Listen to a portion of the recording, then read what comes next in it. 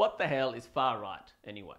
I'm so sick of hearing the term applied to views that people just don't like or agree with. Rebel media, far right. Marine Le Pen, running for leader and attracting over a third of the vote, also branded far right by her enemies. It used to mean something more sinister, associated with violent ideologies, who genuinely hated certain races, like the Nazis, for example. We could all agree that such ideologies were unacceptable. But this is hardly the same as views arguing for stronger borders, orderly immigration, and placing the needs of citizens above foreigners. UKIP, the Alternative for Deutschland, all of whom command significant minority votes, are not far-right people. The vast majority of us have now accepted liberal views around race, gender, sexuality. We don't condone treating minority groups differently, and it's our friends and relatives coming out gay. There are true racists, to be sure, but it's a tiny, tiny slice of the population, and they're quickly shouted down, as they should be.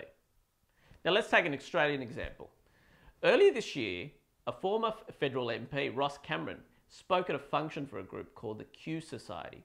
It ran as a front page item after a reporter for the left-leaning Fairfax, Jacqueline Maley, wrote about it. Throughout her story, she labels the group as far right and something to be demonised. One popular author who spoke at the event was dropped by her agent after the story ran, pointed to what kind of views are deemed acceptable by the cultural establishment.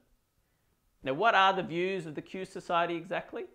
Their major position is an anxiety around Islam and its implications around immigration. They unashamedly celebrate the foundations of Western society, be it rule of law, the individual, free speech. Now, if we look at the polls around the Western world, anxiety around Muslim migration and Islam is mainstream. A recent poll across Europe found that a majority in almost every European country supported a ban on Muslim migration. It was only in England where it was less than half. Earlier this year in Australia, a company called Essential ran a poll asking the same question. They were shocked when the results came back. It was almost 50%.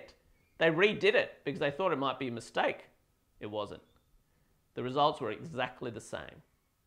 So how is it useful calling widespread views and anxieties as far right in an attempt to demonise or delegitimise it?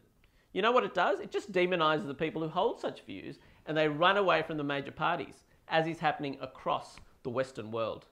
Categories like left and right are just not as useful today when the major divide is around nationalists and globalists.